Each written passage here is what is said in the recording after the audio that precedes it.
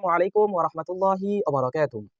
আলহামদুলিল্লাহি ওয়া কাফা ওয়া সালামুন আলা ইবাদিহিল্লাযীনা ইসতাফা আম্মা বা'দ। সম্মানিত ভাই ও বোনেরা, আপনারা কেমন আছেন? আমি আলহামদুলিল্লাহ ভালো আছি, সুস্থ আছি।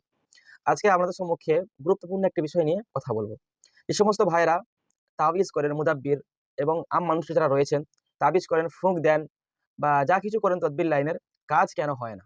আপনি ফল কেন পান না? দেখা যাচ্ছে আপনি একটা বশীকরণ করছেন, বিচ্ছেদ করছেন, আপনার কাজ হচ্ছে না। তো কাজ কেন হচ্ছে না?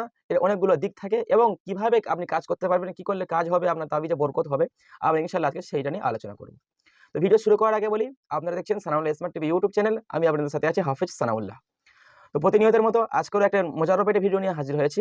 যারা আমাদের চ্যানেলের নতুন সদস্য রয়েছে, অনুগ্রহ করে আমাদের চ্যানেলটি সাবস্ক্রাইব করে সাথে থাকুন। চলুন ভিডিওটি স্টার্ট করি। আমাদের তাবিজে কাজ হয় না একটাই কারণ, আমরা তাবিজ যখন তখন লিখি। আমরা তাবিজের মধ্যে কোনো বরকত পাই না এবং আমরা তাবিজ কি কালি দিয়ে লিখি, কোন সময় লিখি, আমরা ঠিক থাকে না। এবং তাবিজের যে সময় রয়েছে, যে প্রত্যেকটা মানুষ যে আপনাদের কাছে আসে, সেই মানুষগুলোর নাম নিয়ে আমরা দেখি না যে কার কোন সিতারা রয়েছে, কার কোন দিনে রয়েছে, কার কোন সময় রয়েছে, এগুলো আমরা দেখি না।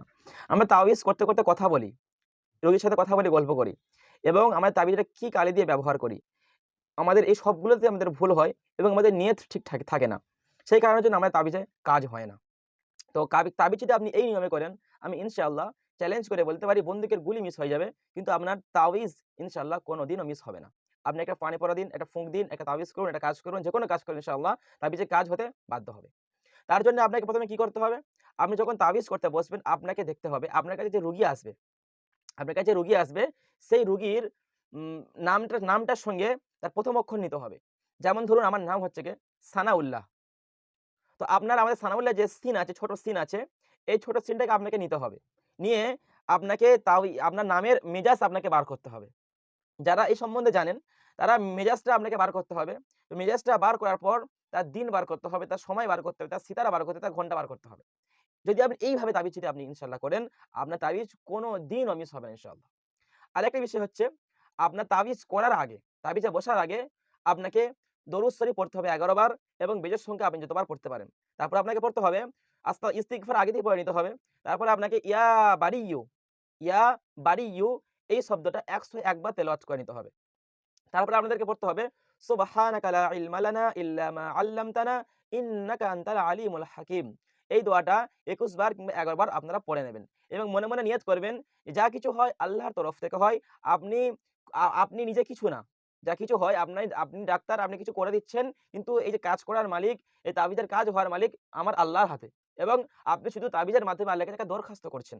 এই নিয়ত করে মনের মধ্যে একিন এনে, মনের মধ্যে বিশ্বাস সাজিয়ে এনে যা কিছু হয় আল্লাহর তরফ থেকে হয়।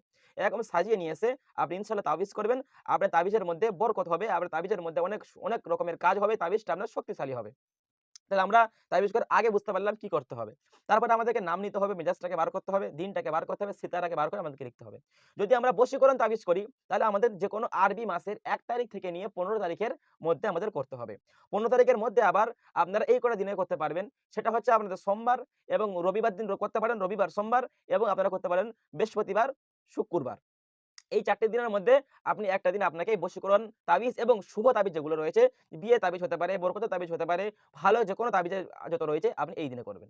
যখন আপনি বিচ্ছেদের তাবিজ করবেন, যে শত্রুতা মানে তাবিজ করবেন, তখন আপনাকে ওই ১৫ দিন পর থেকে মানে আর যেকোনো আরবি মাসের ১৫ থেকে ৩০ তারিখের মধ্যে শেষ যে ১৫ দিনের মধ্যে যেকোনো শনি এবং মঙ্গলবার দিন আপনি বিচ্ছেদের তাবিজগুলো করবেন সময় বার করে। তাহলে দেখবেন ইনশাআল্লাহ আপনার তাবিজটা খুব মোজাররফ হবে, খুব শক্তিশালী হবে, কুইক কাজ হবে। কেন? প্রত্যেক আয়াতের মধ্যে, প্রত্যেক তাবিজের মধ্যে সঙ্গে, সঙ্গে মুওয়াক্কিল নিযুক্ত হয়ে যায়।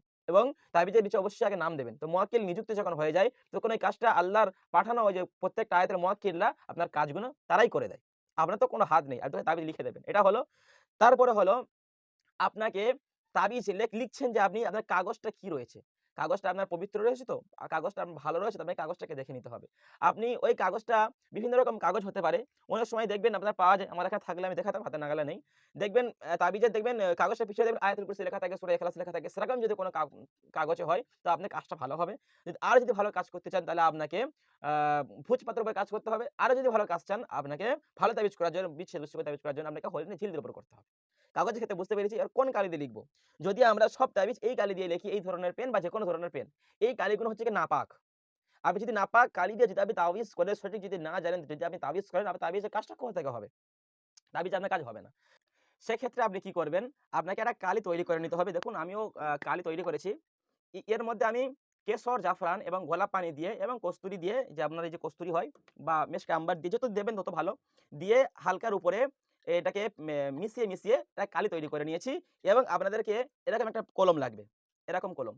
তো এই কলম দিয়ে ছুপিয়ে সুন্দর করে আমাদের ছুপিয়ে নিয়ে এরকম তাবিজ ট্রেনে তাবিজ লিখতে হবে। ঠিক আছে? এই এরকম কলম বা যেকোনো ধরনের কলম আপনি করতে পারেন বা যেকোনো ধরনের আপনি যেকোনো ডালিম গাছের ডাল দিয়ে এরকম দিয়ে কিছু করতে পারেন। ঠিক আছে? যদি এইসব কালি ব্যবহার করেন তাবিজ খাওয়ার ক্ষেত্রে বলুন, তাবিজ পড়ার ক্ষেত্রে বলুন, সেক্ষেত্রে আপনার কাজটা মুজাররফ হবে, খুব সুন্দর হবে, শক্তিশালী হবে। ৩য় নম্বরে আমরা যাই। আমি যে আপনাদেরকে কিছুটা আগে তাবিজের কাগজ দেখাচ্ছিলাম, এই ধরনের আপনি তাবিজের উপরে করতে পারেন। এখানে আয়াতুল কুরসি লেখা আছে, সূরা মুজাম্মিল লেখা আছে।